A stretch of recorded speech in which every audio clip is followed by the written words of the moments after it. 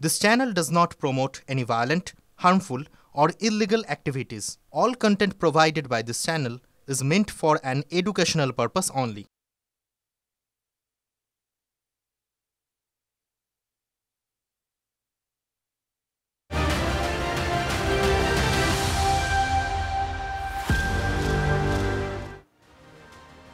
নমস্কার, দেখছেন টিভি9 বাংলা। আপনাদের সঙ্গে আমি অনির্বাণের চক্রবুহনে। আজ কোন চক্রবুহে রাজ্যের মানুষ? এক কথায় বললে একদিকে প্ররোচনার অভিযোগ আর অন্যদিকে প্রতিশোধের পাল্টা হুঁশিয়ারি। ঠিক এই চক্রবুহে আটকে আছেন রাজ্যের মানুষ। কেন? প্রত্যেক বছরের মতো এবছরও রেড রোডে ঈদের নামাজের দিন মুখ্যমন্ত্রী মমতা বন্দ্যোপাধ্যায় উপস্থিত থাকলেন এবং সেই নামাজের মঞ্চ থেকেই তিনি বললেন এ রাজ্যে দাঙ্গা করার জন্য প্ররোচনা তৈরি করা হচ্ছে। আবেদন করলেন রাজ্যের মুসলিমদের কাছে তারা যেন এই প্ররোচনায় পা না দেন, তারা যেন কোনোভাবে পায়ে পা দিয়ে ঝগড়ায় বা ঝামেলায় জড়িয়ে না পড়েন। তাহলে উপায়, অর্থাৎ যদি প্ররোচনা তৈরি হয় তাহলে তারা করবেন কি?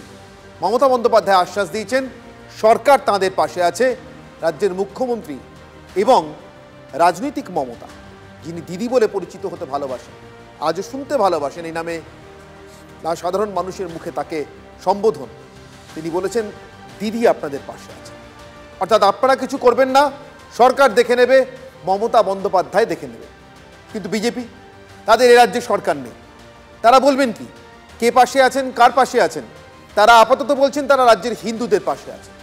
শুধু তাই নয়, তারা এটাও বলছেন যে তাদের হিন্দু ভোটটাই একমাত্র ভরসা। গত কয়েক দিন ধরে তারা লাগাতার বলে আসছেন। যদি এমন কথা কেউ বলছেন না মুসলিম ভোট লাগবে না, কিন্তু এটা বারবার সবাই বলছেন যে মুসলিম ভোট চাইলেও পাওয়া যায় না। অতএব তারা আপাতত হিন্দু স্বার্থেই একমাত্র কথা বলবেন ঠিক করেছেন।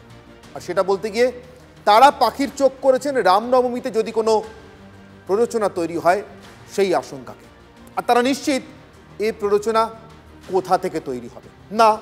যেমন মুখ্যমন্ত্রী মমতা বন্দ্যোপাধ্যায় কোনোভাবে কোনো নির্দিষ্ট সম্প্রদায়ের নাম করছেন না, বরং তিনি গোটা হিন্দু সম্প্রদায় নয়, তিনি বেছে বেছে নির্দিষ্ট একটি রাজনৈতিক দলকে দায়ী করছেন, বিজেপিকে দায়ী করছেন। তার সঙ্গে দোসর হিসেবে জুড়ে দিচ্ছেন তার দীর্ঘদিনের রাজনৈতিক প্রতিদ্বন্দ্বী বামেদেরকে। ঠিক সেইভাবে রাজ্যের বিরোধী দল বিজেপিও কিন্তু সম্প্রদায় হিসেবে রাজ্যের সংখ্যালঘু মুসলিমদের দায়ী করছেন না। তারা বলছেন দাঙ্গা যদি হয় সেটা করবে তৃণমূল। অতএব এই চাপানুতরের সবটাই কিন্তু রাজনৈতিক, সাম্প্রদায়িক নয়। যদিও তার ফলটা ভয়ঙ্কর সাম্প্রদায়িক, তার কল মানে আহ্বানটাও ভয়ঙ্কর সাম্প্রদায়িক। তাই আজকের এই চক্রবুহে আটকে আসলে রাজ্যের মানুষ। দুই রাজনৈতিক দল দুজনের বিরুদ্ধে যুযুধান, দুজনের বিরুদ্ধে দাঙ্গা করবার, দাঙ্গা লাগানোর মতো ভয়ঙ্কর অভিযোগ আনছেন, তার ষড়যন্ত্রের অভিযোগ আনছেন। কিন্তু জড়িয়ে পড়ছেন কারা, জড়িয়ে পড়তে পারেন কারা? তারা আদৌ এই চক্রবুহ থেকে বেরোতে পারবেন তো? আমি চেষ্টা করব আমার সঙ্গে যারা থাকবেন সবকটি রাজনৈতিক দলের প্রতিনিধির কাছ থেকে তার উত্তর বুঝে এবং খুঁজে নেওয়ার। তার আগে আজকের বিশেষ প্রতিবেদন। কোন রকম দাঙ্গা করতে দেবেন না, তো দাঙ্গা রুকনা है उसको পরিকল্পনা में কেউ পা দেবেন না, এটা আমার রিকোয়েস্ট আছে। ইদানিংকালে রেড রোডে ঈদের নামাজের মঞ্চ মানেই সংখ্যালঘুদের প্রতি মমতা বন্দ্যোপাধ্যায়ের বিশেষ বার্তা। একই সঙ্গে তার লক্ষ্য থাকে রাজ্যের বিরোধী রাজনৈতিক দলগুলোকে সংখ্যালঘুদের কাছে অপ্রয়োজনীয় তা প্রমাণ করা, কিছু ক্ষেত্রে শত্রু। কোন রকম দাঙ্গা করতে দেবেন না, उसका एक ही आवाज है दांगा करो, और हमारा आवाज है दांगा रुको। दांगा रुकने से वो अपन से भाग जाएगा, उसको परिकल्पना में কেউ পা দেবেন না, এটা আমার রিকোয়েস্ট আছে। এই ওরা কারা? মুখ্যমন্ত্রীর ভাষায় যারা দাঙ্গা করতে চায়। সরাসরি নাম নেননি মমতা, কিন্তু রামে বামে এক নামে ডেকে বুঝিয়ে দিয়েছেন সবটাই। नवरात्रि चल रहा है, मैं उसको भी शुभकामना देंगे, लेकिन हम नहीं चाहते हैं कि इसके लिए अब दंगा करे। कोई आदमी, आम जनता नहीं करते हैं, कोई एक पॉलिटिकल पार्टी करते हैं। ये शर्म की बात है, दुख का बात है। जो लाल पार्टी पहले बड़ा बड़ा बात करते थे सेकुलरिज्म का, आज लाल और गेरुआ एक हो गया। होने दो, हम अकेला 100 है। মমতা বন্দ্যোপাধ্যায়ের কথায় স্পষ্ট, তিনি নিশানা করেছেন বিজেপি ও বামেদের। যদিও বামেরা কখনো এ রাজ্যে রামনবমীর মিছিল করেনি, তবুও কেন নাস্তিক বামেদের নিশানা? বলছেন একটা রাজনৈতিক দল দাঙ্গা করছে, যে রাজনৈতিক দলকে উনি প্রশ্রয় দিয়েছেন। পশ্চিমবাংলায় বাড়তে উনি সাহায্য করেছেন, সেই রাজনৈতিক দলকে বাড়তে সাহায্য করার দায় বা দাঙ্গার দায় মুখ্যমন্ত্রীকে দিতে হবে। সরকার না চাইলে দাঙ্গা হয় না, দায়িত্ব মুখ্যমন্ত্রী। তৃণমূল নেত্রীর কট্টর বিজেপি বিরোধিতা রাজনৈতিক বাস্তব, কিন্তু একই রকম বাস্তব একদা বিরোধী নেত্রী মমতা বন্দ্যোপাধ্যায়ের বিজেপি সঙ্গ। তাই মমতাকে আক্ষরিক অর্থে সরু দড়ির উপর দিয়ে হাঁটতে হচ্ছে। পিচের খেলা খেলছে, হিন্দুদেরকে খুশি করার জন্য দীঘায় মন্দির বানাচ্ছেন, আর মুসলমানদের খুশি করার জন্য তার দলের লোককে দিয়ে বাবরি মসজিদের গল্প তৈরি করছে। বিজেপি যে সাম্প্রদায়িক দল সারা পৃথিবীর লোক জানে, কিন্তু দিদির এই ধর্মনিরপেক্ষতা ডববাজিটা থেকে বেরিয়ে আসুন, সেটা চাইবো। আপনি প্রকৃতপক্ষে ধর্মনিরপেক্ষ হন দিদি। বিজেপি অবশ্য দাঙ্গার জন্য পাল্টা তৃণমূলকেই দায়ী করেছে। হিন্দু ধর্মকে অপমান করে মমতা বন্দ্যোপাধ্যায় আনন্দ পান। উনি ঠিকই বলেছেন, পলিটিক্যাল পার্টি দাঙ্গা করায় এবং সেটা তৃণমূল কংগ্রেস করে। কোন রাজনৈতিক দল ছড়াচ্ছে সেটা বাংলার মানুষ জানে। মোথাবাড়িতে যারা আক্রমণ করেছিল তারা কোন রাজনৈতিক দলকে ভোট দেয়। কিন্তু দাঙ্গার আশঙ্কা প্রকাশ করে মমতা যখন হাঁটছেন প্রশাসনিক নিশ্চয়তার রাস্তায়, তখন বিজেপির পথ উল্টো। মমতা বন্দ্যোপাধ্যায় বলছেন প্ররোচনায় পা দেবেন না, বিজেপি বলছে প্রতিশোধের কথা। সনাতনী হিন্দু সমাজ, আপনি যদি কয়েক হাজার বছরের ইতিহাস দেখেন, তারা কাউকে আক্রমণ করে না, কিন্তু যদি আক্রান্ত হয় তাহলে তারা নিশ্চিতভাবে প্রতিহত করবে, প্রতিরোধ করবে, প্রয়োজনে তারা প্রতিশোধ নিতে বদ্ধপরিকর। এর অর্থ রামনবমী পর্যন্ত প্ররোচনায় অভিযোগ বনাম প্রতিশোধের হুঙ্কারে রাজনীতি চলবে। এমনিতেই রাজ্যের বেশ কিছু জেলায় তাপমাত্রার পারদ 40 ছুঁই। নববর্ষের মঙ্গলযাত্রার আগে ঘোর অমঙ্গলের সাম্প্রদায়িক আগুনে সেই তাপমাত্রা হয়তো আরও চড়বে। তাতে ভাগ বাটোয়ারার 2-10টা রুটি হয়তো সেঁকা হয়ে যাবে, কিন্তু তাতে রামা কৈবর্ত হাসিম শেখের রুটির প্রয়োজনটা মিটবে তো? বিতর্ক শুরু। বিতর্ক শুরুর সঙ্গে সঙ্গে সেই বিতর্কের মূল প্রশ্নটা, আজকের প্রধান প্রশ্ন বিতর্কের, প্ররোচনা বনাম প্রতিশোধের চোরাগলিতে রাজনীতি। এক পক্ষ বলছেন প্ররোচনা, অন্য পক্ষ বলছেন প্রতিশোধ। আমার সঙ্গে উপস্থিত যারা, রাজর্ষি লাহিড়ী রয়েছেন আমার সঙ্গে, বিজেপি মুখপাত্র। আমার সঙ্গে রয়েছে রাজু ঘোষ, রাজনৈতিক কর্মী এবং তৃণমূল কংগ্রেস সমর্থক রাজু। আমার সঙ্গে রয়েছেন শুভম বন্দ্যোপাধ্যায়, সিপিআই নেতা, এবং রয়েছেন পার্থ মুখোপাধ্যায়, প্রদেশ কংগ্রেসের মুখপাত্র এবং দীর্ঘদিনের রাজনৈতিক সিনিয়র নেতা। আমি শুরু করব রাজর্ষি আপনার কাছ থেকে, তার কারণ আমি শুরুতেই বলেছি মমতা বন্দ্যোপাধ্যায়ের হাতে একটা সরকার আছে, ফলে তিনি তার মতো করে প্রবোধ দেওয়ার চেষ্টা করেছেন বা আশ্বাস দেওয়ার চেষ্টা করেছেন যে প্ররোচনা তৈরির চেষ্টা করছে। তিনি বলেছেন নাম করে অথবা কখনো নাম না করে এটা বিজেপি করছে, তারা দাঙ্গা করার চেষ্টা করছে, কিন্তু আপনারা ফাঁদে পা দেবেন না। আপনারা জানবেন যে কোনো রকমের সমস্যা তৈরি হলে সরকার আছে আপনাদের পাশে, এবং মানুষ হিসেবে রাজনীতিক মমতা বন্দ্যোপাধ্যায় দিদি তার পাশে রয়েছে। আপনাদের কি সরকার নেই বলে আপনারা প্রতিশোধের রাস্তায় হাঁটছেন? অনির্বাণদা, 1950 সাল থেকে 1995 পর্যন্ত ভারতবর্ষের ডকুমেন্টেড কমিউনাল ভায়োলেন্সের সংখ্যাটা হচ্ছে 1194। এর মধ্যে মূল যেটা বলা হচ্ছে 1950 থেকে 1964 243টি, 1966 থেকে 1984 অবধি 337টি।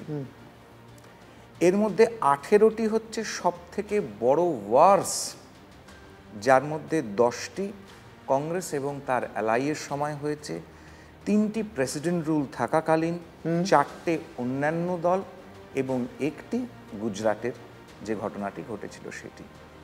এই সমস্ত ব্যাপারে আজকে পশ্চিমবাংলা বাঙালি হিন্দু হোমল্যান্ড মুভমেন্টের জন্য পশ্চিমবঙ্গ তৈরি হয়েছিল, এবং সেটা কংগ্রেস, ফরওয়ার্ড ব্লক, আরএসপি বিভিন্ন নেতা প্রত্যেকে সেখানে তাদের সমর্থনে, কংগ্রেসের নলিনীরঞ্জন সরকার, কিরণ শঙ্কর রায় প্রত্যেকে বাঙালি হিন্দুর পক্ষে এসে দাঁড়িয়েছিলেন। 23শে এপ্রিল, মাফ করবেন 6ই এপ্রিল তারকেশ্বর, যেখানে বাঙালি হিন্দু হোমল্যান্ড পশ্চিমবঙ্গের রেজলিউশন নেওয়া হয়, এবং কংগ্রেসের এমএলএর সংখ্যা সব থেকে বেশি ছিল, নাহলে পশ্চিমবঙ্গ হতো না। সেটা কমিউনাল ভায়োলেন্সে পাড়ায় পাড়ায় যে হিন্দু প্রতিরক্ষা বাহিনী তৈরি হয়েছিল, সেখানে নেতৃত্ব প্রতিটা পাড়ায়, বালিগঞ্জ, ভবানীপুর, টালিগঞ্জ, রাসবিহারী, এন্টালি সমস্ত জায়গায় কংগ্রেসের নেতৃত্ব দিয়েছিল। বুঝলাম, কিন্তু আজকের সঙ্গে তো সেই পরিস্থিতির মিল কোথায়? পরিস্থিতি হচ্ছে আজকে মমতা দেখুন, সেদিনকে রাজর্ষি এটা ঘটনা আমরা প্রত্যেকে জানি, এটা ইতিহাসের শিক্ষা, ফলে এটা অস্বীকার করে চোখ ঘুরিয়ে থেকে কোনো লাভ নেই। সত্যি বাঙালি হিন্দুকে তার একটা বিরাট অংশকে তার হোমল্যান্ড ছাড়তে হয়েছে, তার নতুন হোমল্যান্ড খুঁজে নিতে হয়েছে, আরেকটা অংশকে কোনো মতে এই হোমল্যান্ডটুকু রক্ষা বাঁচানো গিয়েছে, বাঁচাতে হয়েছে। যখন আজকের সঙ্গে তার মিল যখন কোথায়? পার্টিশন হয়েছে তখন পশ্চিমবঙ্গের এই সংখ্যালঘু সম্প্রদায়ের পার্টিশন পার্সেন্টেজ হচ্ছে 7%। আজকে যেটা 2011 সালের সেন্সাস অনুসারে হচ্ছে 28% মতন। আজকে সেই 28টা 40-এর কাছাকাছি পৌঁছে গেছে কিনা আমরা জানি না, ইনক্লুডিং অবৈধ অনুপ্রবেশ, রোহিঙ্গা ইত্যাদি সমস্ত কিছু। কারণ বিধানসভায় ডকুমেন্টেড ভাবে বলা হয়েছে যে যেখানে 8% 5 বছরের নর্মাল পপুলেশন গ্রোথ, সেখানে অধিকাংশ জায়গায় 15% বেড়ে গেছে। আজকে মমতা বন্দ্যোপাধ্যায় যখন বক্তব্য রাখছেন রেড রোডের নমাজ পড়ার পরে ঈদের অনুষ্ঠান থেকে, সেখানে তিনি হিন্দি ভাষায় বক্তব্য রাখছেন। কেন পশ্চিমবঙ্গে বাঙালি নিয়ে, বাংলা নিয়ে, ভাষা নিয়ে যারা কথা বলেন, আমি রাজু ঘোষের কাছে আসবো। রাজু, এই অভিযোগটা কিন্তু বারবার ওঠে। তৃণমূল কংগ্রেস যতবার ভোটে লড়তে যায়, বিশেষ করে 2019 পরবর্তী সময়ে, তারা সব থেকে বেশি করে রাজ্যে বিজেপি সম্পর্কে যে অভিযোগটা আনে, তারা বহিরাগত, তাদের নেতারা বহিরাগত, তাদের আদর্শ বহিরাগত, এমনকি তারা পূজ্য হিসেবে আমাদের সামনে যাদেরকে স্থাপন করেন তারাও নাকি বহিরাগত।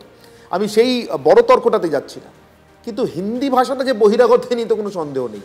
হিন্দি ভাষীরাও এ রাজ্যে বহিরাগতই, তারা এখানে এসে থাকতে থাকতে একসময় অন্তর্গত হয়ে গিয়েছে।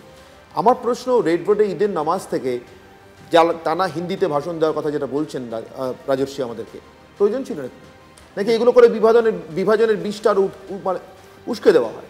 মমতা বন্দ্যোপাধ্যায় রেড রোডে বাংলাতেও ভাষণ দিয়েছেন, হিন্দিতেও ভাষণ দিয়েছেন। কেউ যদি শুধু হিন্দিটা শুনে এসে বলে হিন্দিতে কেন বললো, বাংলায় বললো না, সেটা সম্পূর্ণ তাদের ব্যাপার, কারণ তাদের কানে কোনটা যাবে সেটা বিষয়। মমতা বন্দ্যোপাধ্যায় বাংলা এবং হিন্দির প্রয়োজনটাই বা কোথায়? না, যারা দুর্গাপূজার সময় হিন্দিতেও ভাষণ, যারা সেখানকার রাজাবাজার অঞ্চলগুলো, বিভিন্ন অঞ্চলগুলো, পাক সার্কাস অঞ্চলে যারা কিছু হিন্দি ভাষী রয়েছে, যাদের বাংলা বুঝতে অসুবিধা হয়, যার ফলে তাদেরকে হিন্দিতে বলেছে। আচ্ছা রাজুবাবু, আপনি আমাকে বলুন তো, নবরাত্রি বছরে দুবার হয় হিন্দুদের ক্ষেত্রে, একটা এখন চলছে বাসন্তী দুর্গাপূজার আগে, আরেকটা শারদীয়া দুর্গাপূজার আগে। বলুন না, শুনুন না, আপনি বলবেন, কন্টিনিউ করবেন। আপনি আমাকে বলুন তো, শারদীয়া দুর্গাপূজার আগে যে যারা নবরাত্রি করেন, যেমন বাঙালি হিন্দুরা থাকেন তেমনি অবাঙালি হিন্দুরাও থাকেন, তাদের জন্য দুর্গাপূজার মণ্ডপ উদ্বোধন করতে গিয়ে মমতা বন্দ্যোপাধ্যায় হিন্দিতে বলেন কি সুরক্ষার কথা? চিন্তা করবেন, আমি আছি। দুর্গাপুজোটা সম্পূর্ণ বাঙালির পুজো, বাঙালির কালচার, এটা উত্তরপ্রদেশের পুজো নয়। কিন্তু ভারতীয় জনতা পার্টি যে পুজোটাকে সামনে নিয়ে এসে মাতামাতি করছে, সেটা বাঙালির পুজো। মা দুর্গা গোটা ভারতবর্ষে পূজিতা না। উত্তরপ্রদেশে কোথায় পুজো হয়? কবার রামনবমীর মতো মিছিল করতে দেখা গেছে মা দুর্গার পুজো। আপনি তো জানেনই, তাহলে ভারতবর্ষকে জানলেন না। আপনি নিজেই বলুন না, আপনি ভারতবর্ষে জানেন না মাতামাতি কোথায় করে, যেটা রামনবমীকে কেন্দ্র করে উত্তরপ্রদেশের কালচারটা বাংলায় নিয়ে আসছেন। যখন তার মানে আপনি আরো ইতিহাস জানেন না যে রাজুবাবু, আমি কালচারের কথা পরে আসবো। বলো না, বড় তর্কটা আমি বাইরে রাখছি আজকে, ওই বহিরাগত অন্তর্গত। আমাকে একটা কথা বলুন, ঠিক আছে, অন্য কিছু ধরতে হবে না। মমতা বন্দ্যোপাধ্যায় বলছেন বিজেপি দাঙ্গা করার চেষ্টা করছে, তার জন্য পুলিশ যথেষ্ট। পুলিশ ইতিমধ্যে প্রেস কনফারেন্স করে জানানো হয়েছে পুলিশ কর্তাদের তরফ থেকে কি ধরনের প্ররোচনা তৈরি হচ্ছে, কোথায় তৈরি হচ্ছে। তারা কিন্তু নির্দিষ্ট কোনো রাজনৈতিক দলের নাম বলেননি। আমি শোনাচ্ছি আপনাকে পুলিশ কর্তাদের প্রেস কনফারেন্স, সেখানে রাজ্যের অন্যতম পুলিশ কর্তা সুপ্রতিম সরকার তিনি কি বলছেন শুনুন। আমরা নির্দিষ্ট সূত্রে গোপন খবর পাই যে কোনো মহল থেকে এমন কিছু পরিকল্পনা করা হচ্ছে যাতে মানুষের ধর্মীয় অনুভূতিতে আঘাত লাগে এবং সাম্প্রদায়িক শান্তি বিঘ্নিত হয়। এমন কিছু পোস্টার বা প্ল্যাকার্ড বিভিন্ন জায়গায় লাগানোর পরিকল্পনার কথা আমরা জানতে পেরেছি, যাতে বিভিন্ন ধর্মের মানুষের মধ্যে একটা পারস্পরিক শত্রুতা, বিদ্বেষ এবং হিংসার একটা বাতাবরণ তৈরি হয়। এমন কিছু কাজের পরিকল্পনার কথাও আমরা জানতে পেরেছি যাতে সাম্প্রদায়িক শান্তি নষ্ট হয় এবং ধর্মীয় যে পারস্পরিক সম্প্রীতির যে ঐতিহ্য পশ্চিমবঙ্গে আছে সেটা ব্যাহত হয়। এই গোটা কথাটার মধ্যে, প্রেস কনফারেন্সের এই নির্দিষ্ট অংশটার মধ্যে কোথাও না বিজেপি আছে, না তৃণমূল আছে, না সিপিএম আছে। মমতা বন্দ্যোপাধ্যায়ের মুখ থেকে আজকে প্রায় 3টে নামই আমরা শুনতে পেয়েছি, 2টো নাম তো পেয়েছি বিরোধীদের দিক থেকে। মমতা বন্দ্যোপাধ্যায় একজন রাজনৈতিক ব্যক্তিত্ব, সাথে রাজ্যের মুখ্যমন্ত্রী এবং পুলিশ মন্ত্রী, রাজনৈতিক এবং একটা রাজনৈতিক দলের উনি চেয়ারম্যান, মানে এই দলটাকে যিনি তৈরি করেছেন। অর্থাৎ মুখ্যমন্ত্রী শুধু মুখ্যমন্ত্রী নয়, তিনি একজন রাজনৈতিকভাবেও তিনি একজন পদাধিকারী। তো সেই হিসাবে তিনি যেটা বলেছেন, স্পষ্ট করে মানুষের কাছে এটা বলতে চেয়েছে যে ভারতীয় জনতা পার্টি তারা প্রচণ্ডভাবে দেউলিয়া হয়ে তারা এখন এই রামকে মার্কেটে নিয়ে এসে রামকে রাজনৈতিক রাম বানিয়ে, ভগবান রামকে রাজনৈতিক রাম বানিয়ে তারা মার্কেটে রামকে সামনে রেখে তারা প্রচার করছে। তারা রাজনৈতিকভাবে তারা যুদ্ধ করতে পারছে না মমতা বন্দ্যোপাধ্যায়ের সাথে, তৃণমূল কংগ্রেসের সাথে, যার ফলে ধর্মীয় সুশ্রী দিয়ে বিভিন্ন জায়গায় মারপিট লাগিয়ে দেওয়া, বিভিন্ন জায়গায় হিংসা ছড়িয়ে দেওয়া, বিভিন্নভাবে উস্কানিমূলক বক্তব্য দিয়ে এই রাজ্যটাকে অশান্তি করার চেষ্টা করছে। একটা প্রশ্ন, আমার একটাই প্রশ্ন, আমি আবার ওই প্রশ্নটাই করছি আপনাকে। আমাদের দলের এই যে পুলিশ কর্তাদের তরফ থেকে যে প্রেস কনফারেন্সটা, সেখানে তো কোনো দলের নাম বলা হয়নি। মুখ্যমন্ত্রী, পুলিশ মন্ত্রী, পুলিশ কর্তারা তাকেই রিপোর্ট করেন সাধারণভাবে, এবং রাজ্যের স্বরাষ্ট্র সচিবকে। তারা যখন কোনো দলের নাম বললেন না, মমতা বন্দ্যোপাধ্যায়ের নির্দিষ্ট একটি দিনে নামাজের সময় একটি নির্দিষ্ট রাজনৈতিক দলের নাম নেওয়ার পিছনে কি কোনো রাজনৈতিক উদ্দেশ্য আছে? না না, এটা তো বাস্তব। এই যে নামটা বলেছেন মমতা বন্দ্যোপাধ্যায়, এটা মমতা বন্দ্যোপাধ্যায় কেন, যারা টিভি চ্যানেল শুনেছে প্রত্যেকটা বাচ্চা ছেলেও জানে, যারা ক্লাস 8-এ পড়ে তারাও জানে যে ভারতীয় জনতা পার্টি তারাই একমাত্র ধর্মীয় সুশ্রী দিয়ে এই বাংলায় দাঙ্গা লাগানোর চেষ্টা করছে, যার ফলে নামটা বলেছেন। আজকে রেড রোড রাজুবাবু যা বলছেন তাতে মানে দাঁড়ায় যে মমতা বন্দ্যোপাধ্যায় নাম করুন বা না করুন, এটা স্বতঃসিদ্ধের পর্যায়ে পড়ে, আপনারাই চেষ্টা করছেন। টেলিভিশনের পর্দায় আমরা দেখলাম মালদার মোথাবাড়িতে শাঁখা পলা সিঁদুর দেওয়া যাবে না, ওখানকার লোকেরা এই অভিযোগ জানাচ্ছেন, আমরা নই কিন্তু।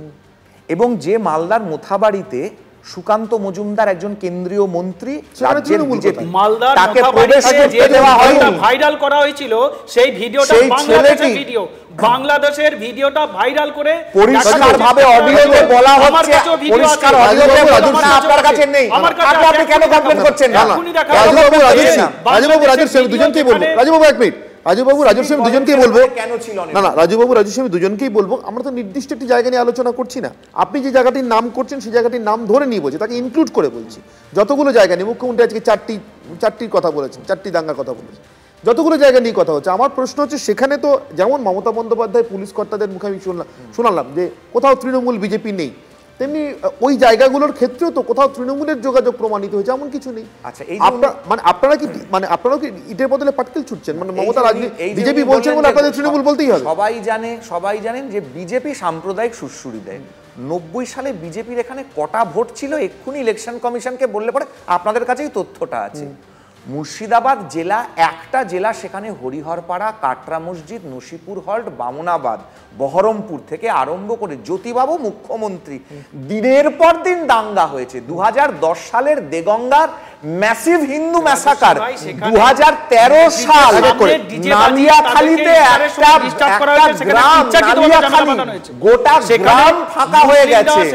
তো এখানে দাঁড়িয়ে বিজেপির তো কোনো অস্তিত্ব ছিল না, 2013 সালেও ছিল না। তাহলে এই ভয়াবহ দাঙ্গাগুলো, এই হিন্দু ম্যাসাকারগুলো, এগুলো কমিউনিস্ট পার্টির আমলে, মমতা বন্দ্যোপাধ্যায়ের আমলে কে করলো? তারা উস্কানি দিয়েছিল। উস্কানি এখানে জবাবটা দিতে বলে নিয়েছে। শুনুন, অনির্বাণ দা বলে নিয়েছে, শুনে নিন। আমার বাড়ির পাশে হঠাৎ করে কিছুদিন হলো একটা মসজিদ তৈরি হয়েছে, যেটা একটা কাবাড়িখানা ছিল কেয়াতলাতে। জীবনে কোনোদিন আমরা ছোটবেলায়, আজকে 1954 থেকে ওই পাড়ায় বস করছে ঠাকুরদা মশাই সমাজ। আমি বলে দিচ্ছি, 5 বার এখন আমাকে দিনের মধ্যে, ঠিক এইটা আমার বাড়ি তো, আর ওইটা হচ্ছে মসজিদ, আমি দিনে 5 বার এখন লাউড স্পিকারে আমি যদি নমাজটা শুনতে পারি, তাহলে ওই রাস্তা ধরে আমি যদি ডিজে বাজাতে যাই, তাহলে পরে কারো ধর্মীয় ভাবাবেগে আঘাত কেন লাগবে? কেন লাগবে?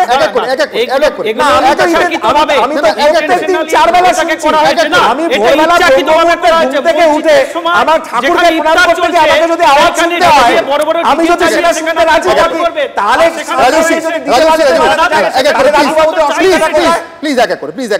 আমি শুভমের কাছে আসবো। শুভম বন্দ্যোপাধ্যায় রয়েছেন আমার সঙ্গে, সিপিএ নেতা। শুভম, জ্যোতিবাবুর কথা, তার আমলের কথা টেনে নিয়ে এলেন, রাজর্ষি আপনাদের সময়কার কথাটা নিয়ে এলেন। একমাত্র যে রাজর্ষি টেনেছেন তা না, আজকে মমতা বন্দ্যোপাধ্যায়ের মুখেও শোনা গেছে, এবং তিনি কিন্তু বলছেন এই রাজ্যে এই সাম্প্রদায়িক অশান্তি পাকানোর ষড়যন্ত্রে গেরুয়া এবং লাল একসঙ্গে রয়েছে।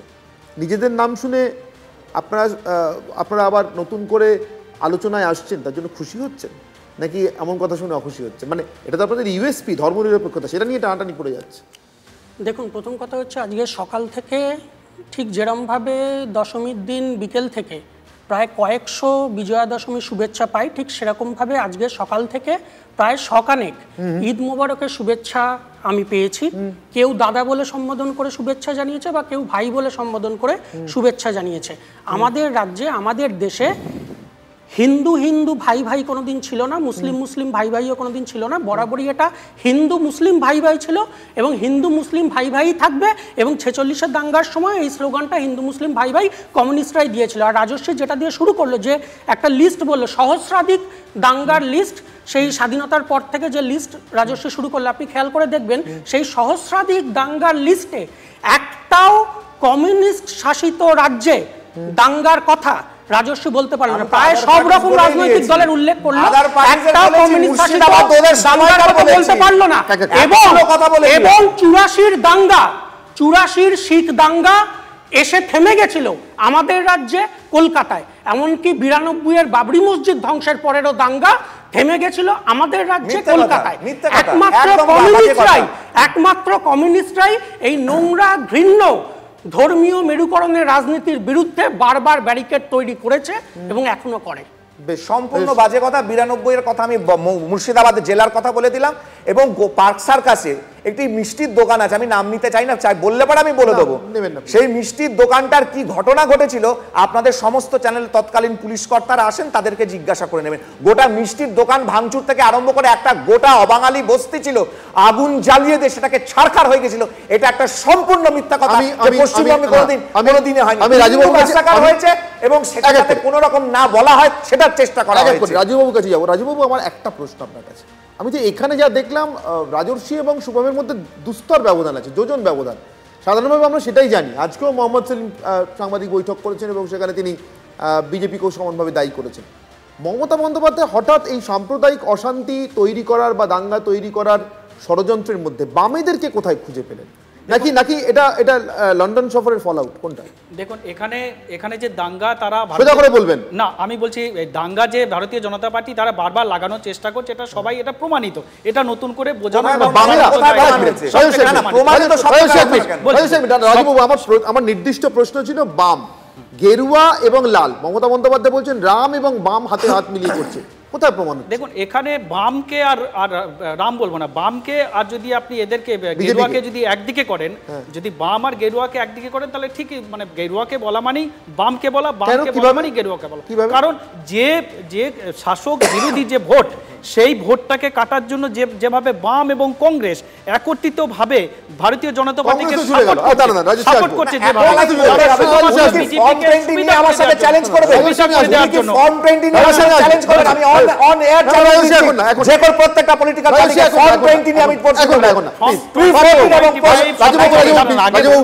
আমি পার্থবাবুর কাছে আসবো। বামের সঙ্গে বা কংগ্রেসও জুড়ে গেছে, অধীর চৌধুরীর বক্তব্য আমরা শুনেছি প্রতিবেদনের মধ্যে, কিন্তু জুড়ে গেছেন আপনারা। কি লাগছে, কেমন লাগছে বলে?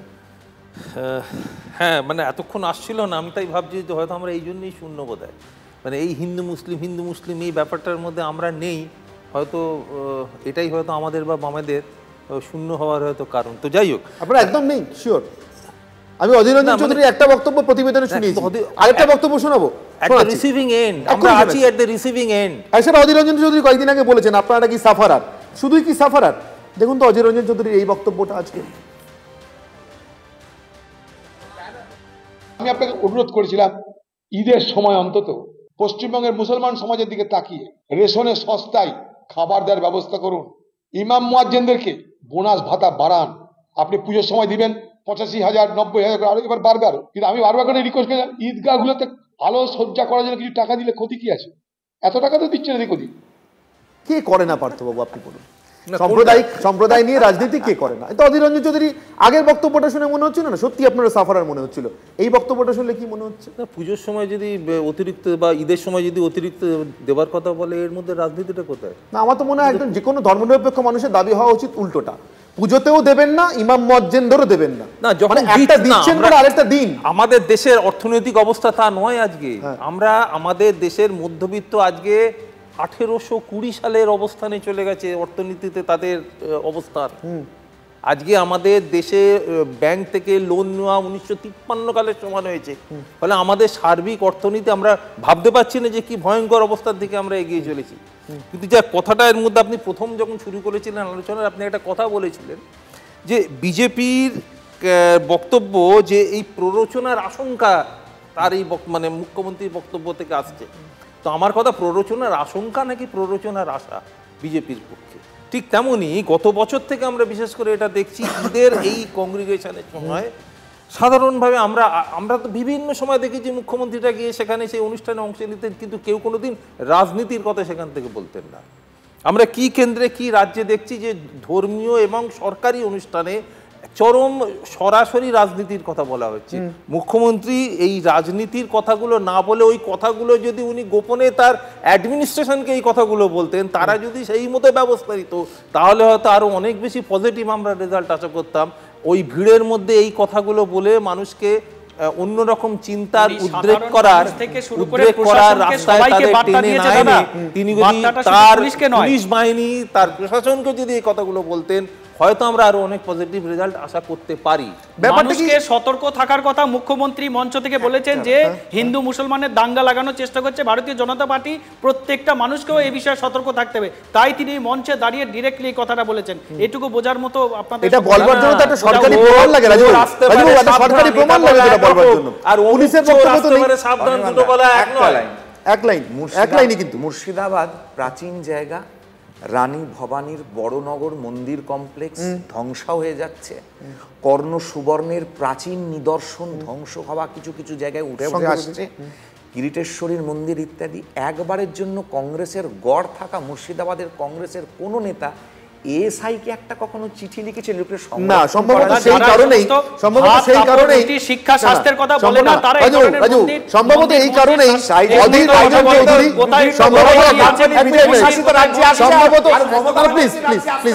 সম্ভবত এই কারণেই অধীর রঞ্জন চৌধুরী গত লোকসভা নির্বাচনে পরাজয়ের পর একই সঙ্গে তার হারের জ্বালা তিনি উগরে দিয়েছিলেন হুমায়ুন কবির এবং স্বামী প্রদীপ্তানন্দ মানে কার্তিক মহারাজের বিরুদ্ধে। কেন?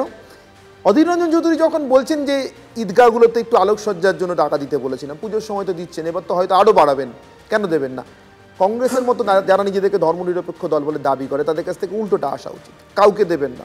সেখানে তিনি বলছেন, তিনি সওয়াল করছেন এখানে যখন দিচ্ছেন তখন ওখানে আরও কিছু দিন।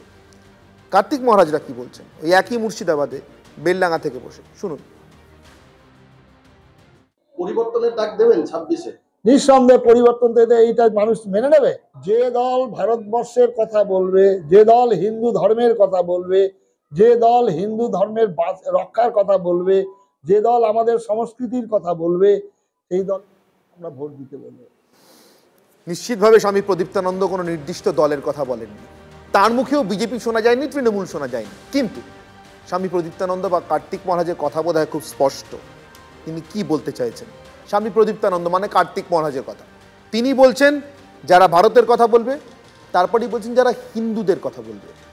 আর এখানেই আমার প্রশ্ন, রাজর্ষি লাইনে আমার আপনার কাছে প্রশ্ন, ভারত মানে তো শুধু হিন্দুদের থাকার জায়গা নয়, ভারত মানে তো পাকিস্তানের দাবি ওঠার পরে, পাকিস্তান হয়ে যাওয়ার পরেও যারা ভালোবেসে ভারতভূমি ত্যাগ করে চলে যাননি তাদেরও থাকার জায়গা, একদম মুসলিম, খ্রিস্টান, শিখ, প্রত্যেকের একদম। তাহলে শুধু হিন্দুদের কথা যারা বলবে তাদেরকে ভোট দিতে বলছেন, আপনার মনে হচ্ছে না এটা কেমন লাগছে শুনে? দেখুন, তাহলে পরে তো 1950 সালের কলকাতা ময়দানে সর্দার বল্লভভাই প্যাটেলকে প্রশ্ন করতে হয় প্রদীপ্তানন্দজি মহারাজের আগে, যারা 46-এর নির্বাচনে পাকিস্তানের দাবি মেনে নিয়ে পাকিস্তান তৈরির জন্য মুসলিম লীগকে ভোট দিয়েছিলেন, 14ই আগস্ট রাত 12টার পর কি করে তারা দেশভক্ত ভারতীয় হয়ে গেলেন, ये सवाल तो रहेगा। আমি পুরোটাই হিন্দিতে বলেছিলাম, আমি শেষটুকু হিন্দিতে বললাম। অল ইন্ডিয়া রেডিওর আর্কাইভ, আজকাল অল ইন্ডিয়া রেডিও দেখলাম ইউটিউবেও আপলোড করা আরম্ভ করেছে, এর মধ্যেই পুরো ব্যাপারটা আছে। এই মুহূর্তে পার্থবাবু উত্তরটা নেবো। পার্থবাবু, অদ্ভুত।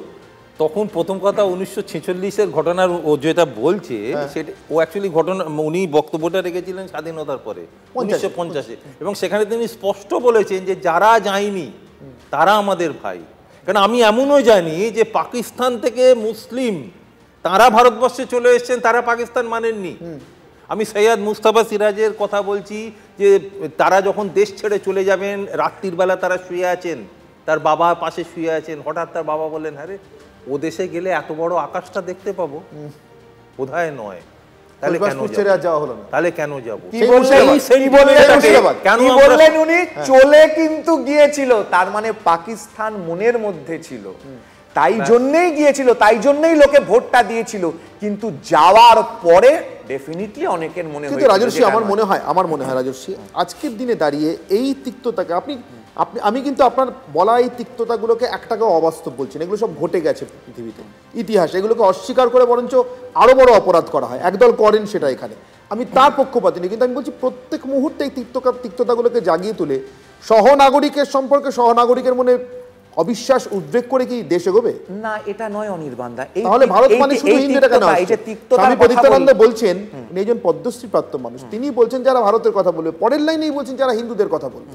না, দ্রুত এক না, ভারতবর্ষের প্রত্যেকেই তো হিন্দু, আমাদের প্রত্যেকের ডিএনএ তো হিন্দু, এটা অস্বীকার করার তো জায়গা নেই। কারণ এটা নিয়ে গান্ধীজির সঙ্গে সাভারকারের তো পরিষ্কার তর্ক বিতর্ক হয়েছে।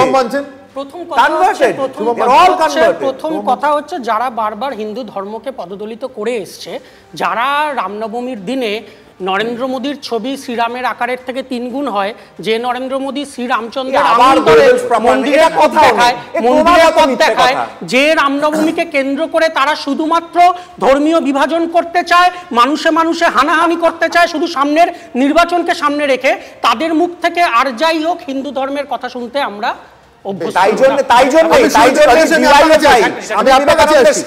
শুভেন্দু অধিকারীর একটি বক্তব্য কিছুক্ষণ আগে নদিয়ার বেথুয়া ডহরিতে শুভেন্দু অধিকারী এই প্রসঙ্গেই কথা বলেছেন, কিন্তু সে কথা বলতে গিয়ে তিনি যাদেরকে টেনে এনেছেন তাদেরকে কিন্তু আজকের মানে অর্থাৎ সাম্প্রতিক ভারতের ইতিহাসে বা তার কার্যাবলীর জন্য রেলিভেন্ট অর্থাৎ প্রাসঙ্গিক বলে মনে করে না রাষ্ট্রীয় স্বয়ংসেবক সংঘ, সেটা তারা নিজেরাই কয়েকদিন আগে সাংবাদিক বৈঠক করে জানিয়েছেন। কিন্তু শুভেন্দু অধিকারীর মুখে পশ্চিমবঙ্গের আজকের অবস্থা প্রসঙ্গে উঠে আসছে औरंगजेबेर नाम, उठे आसছে मोहम्मद घुरीर नाम। শুনুন। মমতা ব্যানার্জি ধর্মীয় অনুষ্ঠানে গিয়ে বলেছেন যে ওরা দাঙ্গা করতে এলে আপনারা হটিয়ে দেবেন, তো উস্কানি, আপনি মনে করবেন না একটা দুটো হিন্দুকে মেরে দিলে হিন্দুস্তান খতম হয়ে যাবে। ঔরঙ্গজেব পারেনি, মোহাম্মদ ঘুরি পারেনি, আফজল খাঁ পারেনি, টিপু সুলতান পারেনি, আপনিও পারবেন। অনির্বাণ দা, এখানে আমি অন্তত ঔরঙ্গজেবের নামটা আমি বলতে পারি। কয়েকদিন আগে সুনীল আম্বেকর রাষ্ট্রীয় প্রচার প্রমুখ নাগপুরে অখিল ভারতীয় প্রতিনিধি সভা বৈঠক বসার আগে সাংবাদিক বৈঠকে যখন তাকে জিজ্ঞাসা করা হয়, নির্দিষ্ট করে ঔরঙ্গজেব প্রসঙ্গে বলেছিলেন Aurangzeb is not relevant today. না, ঔরঙ্গজেবের রেলিভেন্স নেই, এ নিয়ে কোনো সন্দেহ নেই, কিন্তু ঔরঙ্গজেবই কাজটা করেছিলেন, ঔরঙ্গজেব কাজ করেননি এমন তো নয়। ঔরঙ্গজেবের নিজের নামাজ যেটা আছে, আমি তো এতক্ষণ ধরে এটাই বলছি রাজশ্রী, প্রত্যেকটা ইতিহাস সম্মত সত্য বাস্তব, কিন্তু এক মিনিট রাজশ্রী, রাজীববাবু এক মিনিট, রাজশ্রী একটা কথা ক্লিয়ার করে দিই, রাজীববাবু এক মিনিট, আমি একটা কথা ক্লিয়ার করে দিই, যারা আপনাদের দলকে আপনাদের সরকারকে ফ্যাসিস্ট সরকার বলে, আমি তাদের ক্ষেত্রে এই কথাটা বলি, পৃথিবীতে হিটলার ছিল, অস্বীকার করার না, তার আদর্শ ছিল ফ্যাসিজম, অস্বীকার করার নয়, কিন্তু তার সঙ্গে কেউ যদি বিজেপিকে আজকের দিনে জুড়ে দেয়, তাহলে ভারতের আজকের গণতান্ত্রিক ব্যবস্থা, বারবার নির্বাচনে জিতে আসা, বিজেপির মতো দলের পরাজিত হওয়া, নাম্বার সিট কমে যাওয়া, এই সব কিছুকে অস্বীকার করা হয়। আমি এখানেই বলছি ঠিক একই কাজটা আপনারা করছেন না, ইতিহাসকে স্বীকার করছেন কিন্তু তাকে এমন ভাবে প্রেজেন্ট করছেন আজকের দিনটাকে অস্বীকার করছেন। করছেন না, উত্তরেই আসছে। এই যে তিক্ততার কথাটা তুমি বললে অনির্বাণ দা, আজকে মোথাবাড়ির যে ঘটনার কথা প্রথমে আমি বললাম, এখানে 21 জন টোটাল অ্যারেস্টেড হয়েছেন এবং 21 জনের 21টি নাম দেখুন, 21টি নামই হচ্ছে হিন্দু। এবং ফেসবুক ভাইরাল করে যে কোর্ট যে কগনিজেন্সটা নিয়েছে, হাইকোর্ট তো আমার কথায় চলে না, হাইকোর্ট প্রমাণ দেখেছে ফেসবুক লাইভ করে কি বলা হয়েছে, কিভাবে দাঙ্গা হয়েছে, যারা করেছে বড় বড় করে নাম। অনির্বাণ দা, আমি যখন কর্পোরেশনে দাঁড়িয়ে মার খেয়েছি, প্রত্যেকটা টিভি চ্যানেল লাইভের সময় এত বড় বড় করে দেখিয়েছিল মুখটা, আজ অব্দি তাকে কিন্তু রাজু ঘোষ সাধারণ আইন শৃঙ্খলা রক্ষার ক্ষেত্রে একটা, আমি পরিষ্কার করে বলছি রাজুবাবু, আমরা প্রশ্নটাকে শুনে নিন, পয়েন্ট উত্তর দেবেন প্লিজ। সাধারণ আইন শৃঙ্খলা রক্ষার ক্ষেত্রে যে জিনিসটা, যে গাফিলতিটা বা কিছু কিছু সময় মুখ শোকাশোকিটা হয়তো রাজনৈতিক হয়েই থেকে যায়, সেটা কিন্তু সাম্প্রদায়িক অশান্তি বা দাঙ্গার ক্ষেত্রে থাকে না, তাতে আগুনটা আরও বাড়তে থাকে। এই খেলাটা বিপজ্জনক। রাজ্যের পুলিশকে আরও স্বতঃস্ফূর্তভাবে এবং নিরপেক্ষভাবে কাজ করতে দেওয়া উচিত কি নয়? আমি বিশ্বাস করি না পুলিশ করে না, আপনারা করতে দেন। ঠিক ঠিক, আমি আপনার কথাটা বলছি দাদা, কিন্তু তার আগে আমি রাজশ্রী একটা কথা বলি। শুভেন্দুবাবুর একটা বাইট দেখাচ্ছিলেন যে শুভেন্দুবাবু আর দেখুন নতুন নতুন হিন্দু হয়েছে, উনি তার সব রীতি কালচারগুলো বিজেপি জানে না, তাই মাঝে মধ্যে 2-4টে নাম উনি ভুলবশত বলে ফেলছে। একদিকে দেখা যাচ্ছে যে কেন্দ্রের বড় বড় নেতা যারা ঈদ মুবারককে কেন্দ্র করে আজকে পোস্ট করছে, কিন্তু আমাদের এই রাজ্যের কোনো বিজেপি নেতাকে ঈদের জন্য কোনো পোস্ট করতে দেখা যাচ্ছে না বা কোনো কথা বলতে দেখা যাচ্ছে না, শুধু দাঙ্গাবাজি কথা বলতে দেখা যাচ্ছে। এখানে পুলিশের কথা যখন উঠছে, পুলিশ এই রাজ্যের একমাত্র পুলিশ যেটা নিরপেক্ষ পুলিশ। আমাকে বলুন তো দেবাংগায় কজন 200টা হিন্দু গাড় পড়েছিল, কজন অ্যারেস্টেড হয়েছিল বাম আমলে? 2013 নালিয়াখালী কটা অ্যারেস্টেড হয়েছিল যারা ওই 200 নালিয়াখালী ছাড়তে হয়েছিল? যারা এই দাঙ্গাটাকে লাগিয়ে ক্যানিং, পারুই, দেগঙ্গা, উত্তর দিনাজপুর, ধুলাগড়, বসিরহাট, বাদুড়িয়া, উত্তরপ্রদেশ প্রত্যেক জায়গা, আসামপুরে কারা কারা অ্যারেস্ট হয়েছিল নাম দেখা, একটা নাম দেখাতে পারবে না, মোথাবাড়ি দেখাতে পারবে না, নওগাঁ দেখাতে পারবে না, এই বর্তমান দেখাতে পারবে না। না, আমি বলছি এই রাজ্যের একটা জায়গা দেখাতে পারবে না যেখানে যারা অত্যাচার করেছে। আমরা প্রত্যেকবার মার খাবো, আর মার খাওয়া বললাম আমরা শুধু মার খেয়ে যাবো, আরে দুদিন পর তো ওরাও মার খাবে। এই কারণেই তো সংখ্যা জায়গা ছুটে এসেছিল।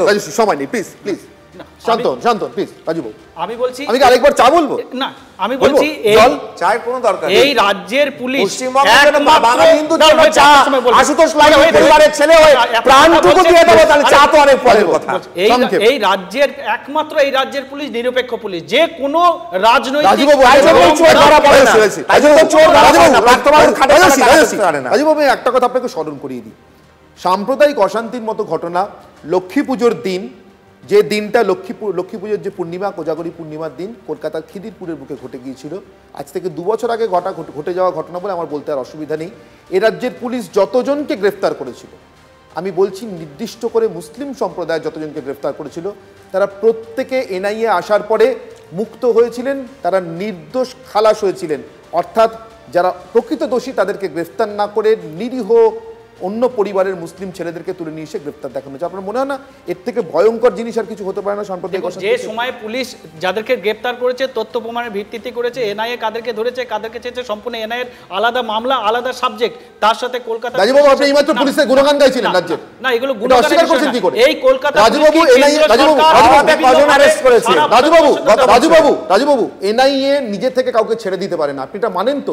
আদালতে প্রমাণ দিতে হয়েছে, সেই আদালত থেকে খালাস করাতে হয়েছে, অর্থাৎ আদালত বিশ্বাস করেছে কলকাতা পুলিশ যাদেরকে গ্রেফতার করেছিল সাম্প্রদায়িক অশান্তির মামলায় মুসলিম পরিবারের ছেলে, তারা আসলে নির্দোষ। রাজুবাবু আমি বলছি সাম্প্রদায়িক অশান্তি নিয়ে এর চেয়ে বড় আগুন নিয়ে খেলা কিছু হয় না। কথাটা আসছে যাদের বিরুদ্ধে অভিযোগ উঠেছিল তাদেরকে পুলিশ গ্রেফতার করেছে, অর্থাৎ দোষীদের গ্রেফতার করা মুসলমানের ব্যাপার নয়। আমি তোমাকে ঠিক যেটা কথা বললাম, আমি মার খেয়েছিলাম যে আমার পাড়ার একটা পানওয়ালাকে অ্যারেস্ট করে নিয়ে গিয়েছিল, ওই মুখে যে ছেলেটির নাম সঞ্জীব চৌহান দমদমে থাকে, সে আজ অব্দি তাকে ছুঁতে পারেনি। আমি একটি নির্দিষ্ট বক্তব্য শোনাবো, আমি জানি না রাজশ্রী আমার সঙ্গে একমত হবেন কিনা, এবং শুভম এবং পার্থবাবুর বক্তব্য আমি শুনতে চাইব। চিরাগ পাসওয়ান কেন্দ্রীয় মন্ত্রিসভার সদস্য, ক্যাবিনেট সদস্য, তিনি সম্প্রতি একটি কথা বলেছেন। কি বলেছেন আপনারা নিজের মুখে শুনুন, নিজের কানে শুনুন চিরাগ পাসওয়ানের মুখে বলা কথা, তারপর আমি আমার ছোট্ট প্রশ্ন রাখবো। कौन कहाँ पे नमाज पढ़ेगा, तो नवरात्रों में दुकानें खुलेंगी बंद होंगी, ये सब फालतू की बातें, कोई इस पे चर्चा की जरूरत नहीं है, गुंजाइश भी नहीं है। जिस दिन धार्मिक संगठन राजनीति या राजनीतिक दलों का संरक्षण करना बंद कर दे, और जिस दिन राजनेता और राजनीतिक दल धर्म के विषयों में हस्तक्षेप करना बंद कर देंगे, तो कम से कम 90% समस्या वहीं पे हल हो जाएगी। ছোট্ট প্রশ্ন প্রত্যেকের কাছে এক এক করে শুরু করব, শুভম এবং পার্থবাবুর কাছ থেকে। রাজনীতি এবং ধর্ম আলাদা থাকার কথা আদর্শগতভাবে এই দেশে, কারোর জন্যই আলাদা করে সরকারি কোষাগার থেকে টাকা চাওয়ার কথা নয়। আমি অধীরবাবুর কথা আবার বলবো, আমি বামেদের কথা আবার বলবো, একমত কিনা বলুন? ডিস্টেন্স বাড়ানোর সময় এসছে, তবেই শান্তি ফিরতে পারে। নেতাজি সুভাষচন্দ্র বোস যে কথা বারবার বলে এসেছিলেন, এমনকি মহাত্মা গান্ধীও যে কথা বারবার বলে এসেছিলেন, একমাত্র আজকের দিনে দাঁড়িয়ে বামপন্থীরাই সেই পথে চলে। আমরা রাজনীতিতে ধর্ম আনার ঘোরতর বিরোধী, এবং এই মুহূর্তে দাঁড়িয়ে একমাত্র বামপন্থীরা ছাড়া সমস্ত দল তারা রাজনীতিতে ধর্ম। এই ব্যাপারে বোধহয় সবচেয়ে বড় ফলিত পরিচয় রেখে গেছেন আমাদের ভারতবর্ষের প্রথম প্রধানমন্ত্রী পণ্ডিত জওয়াহরলাল নেহরু। তারা রেখে গেছেন, এখন কি হবে? হ্যাঁ সেই কথা। এখন অধীরবাবু বলছেন ঈদগাহগুলো একটু সাজিয়ে দিলে হতো না আলো দিয়ে? কেন? যেহেতু একটা জায়গায় দেওয়া হচ্ছে, কাউকে দেবেন না, যেহেতু একটা জায়গায় দেওয়া হচ্ছে, ওটা বন্ধ করতে বলুন, সেই আন্দোলন করুন ওটার জন্য। কেন দেওয়া হচ্ছে না? ঠিক আছে, আমি আপনার বক্তব্য পৌঁছে দেবো, আপনার বক্তব্য পৌঁছে দেবো। যাই রাজু ঘোষ, কথাটা আমার 5 সেকেন্ড সেটা হচ্ছে যে রাজু বানগা জেন্টলম্যান রাজু একটা খুব সুন্দর কথা বললো যে পশ্চিমবাংলার পুলিশ হচ্ছে একদম নিরপেক্ষ। সেই জন্যই বোধহয় অভিষেক বন্দ্যোপাধ্যায় সিবিআই এর দ্বারা জনৈক অভিষেক বন্দ্যোপাধ্যায় রয়ে যায়, এখানকার পুলিশ অনেক কিছু করতে পারে না। ওই যে পারস্পরিক যে ব্যাপারটা আবার বোঝা পড়ার কথা আছে। তাহলে রাজস্বী কাছে যাবো, তারপর রাজু শেষ করবো। রাজস্বী 10 সেকেন্ড প্লিজ, অনেক সময় দিয়েছি। ওই জন্যই পণ্ডিত নেহরু হয়তো বলেছিলেন I am a Hindu only by accident of birth. এই কথাটা একজন প্রাইম মিনিস্টার। মনমোহন সিং বলেছিলেন minorities have the first right to the resources of the country. আর ওই জন্যই বামপন্থী সুভাষ চক্রবর্তী তারাপীঠে গেলে পরে শোকাজ করা হয়। আর বামপন্থী রেজ্জাক মোল্লা যখন বলেন আমি আগে মুসলমান তারপর কমিউনিস্ট, তাকে শোকাজ করার দল থেকে বহিষ্কার করার ক্ষমতা জ্যোতি বসু প্রমোদ অনিল বিশ্বাস করবো। আপনাদের সরকার, আপনাদের পুলিশ চাইলে কোথাও কিচ্ছু হবে না, হওয়া সম্ভব নয়, মানেন কিনা? না ওকে ঘরে বন্দুক রাখার দিন শেষ। সব সময়ের জন্য এই রাজ্য এবং এই পুলিশ সবসময়তে চায় যে কোনো যাতে অশান্তি না হয়, কিন্তু সবসময় একটা অশান্তিকে ডেকে আনার চেষ্টা করছে, হিংসার বাতাবরণ একটা সৃষ্টি করছে ভারতীয় জনতা পার্টি। এবং একেবারে শেষ। আমি ওই কথাটা বলেই শেষ করব, সময় একেবারে শেষ। পার্থবাবু আমাকে শেষ করতে হচ্ছে, পরে একদিনকে নিশ্চয়ই মীমাংসা হবে। সময় একেবারে শেষ। আমি এটা বলেই শেষ করব, সরকার না চাইলে সত্যি পৃথিবীতে কোনো দাঙ্গা হয় না, চলতে পারে না। তাই প্রাথমিকভাবে সরকার, সরকারি দল, তাদের রাষ্ট্রযন্ত্র, পুলিশ বিশেষ করে তাদের সব থেকে বড় দায়িত্ব আজ খুশির ঈদ থেকে রামনবমী পেরিয়ে বাসন্তী পুজোর দশমী পর্যন্ত রাজ্যের মানুষ নিজের নিজের উৎসব নিয়ে একে অপরের উৎসবে সামিল হয়ে শান্তিতে থাকতে পারবেন, নাকি এই প্ররোচনা বনাম প্রতিশোধের ভয়ঙ্কর কুকথায় তাদেরকে এবং আশঙ্কায় তাদেরকে নিমজ্জিত থাকতে হবে। অনির্বাণের চক্রব্যূহ এখানেই শেষ করছি। সঙ্গে থাকুন TV9 বাংলায়।